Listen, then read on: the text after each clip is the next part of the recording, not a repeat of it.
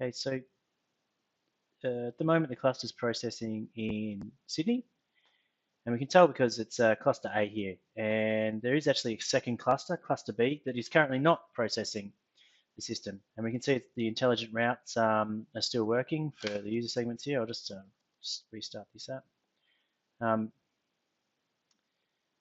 Okay, so user 2 gets service 3 version 2. Service 2 should be bouncing between V1 and V2, and service 1 is locked to V1 at the moment.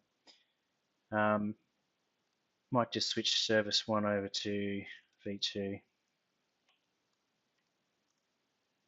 just to make sure that's still working. Just wait a second for that change to go through into the cluster. So what I'm actually going to do now is I'm going to do something a bit drastic. We've got these two clusters, and you can see them underneath there. You can see that the init container here is blocking the second cluster's storm topology. And so what I'm actually going to do is I'm actually going to kill the cluster in Sydney. So before I do that though, I just want to bring up the Storm UI here again.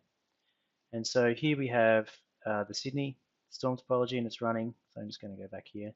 Sydney, we can see the storm topology. Melbourne has none.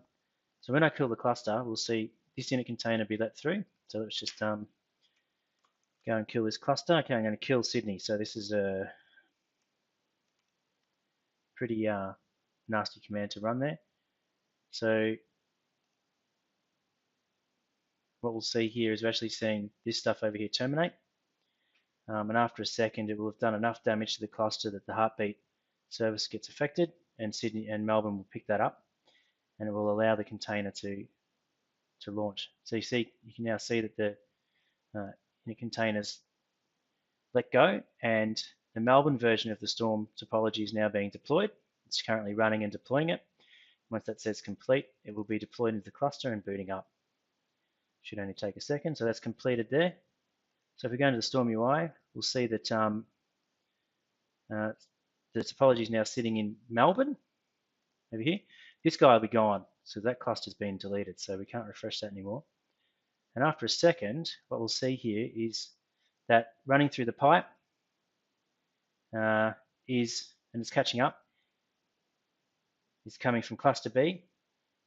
Out of interest though, it's actually got the same routes that we applied. So everything I was doing with that routing was being applied to both clusters as well. They're being kept in sync, so you can see the intelligent routing is working, everything like that. If I go and run that intelligent route command from before, over here, so if I go route service 1 to V1, sorry, SVC1 to V1, like such, we'll see that the routes are being applied down there as well with the exact same command.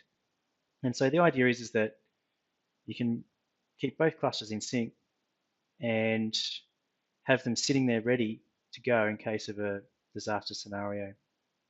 And so we should see version 1 kicking in there. And so that's disaster failover to a second cluster for storm topology.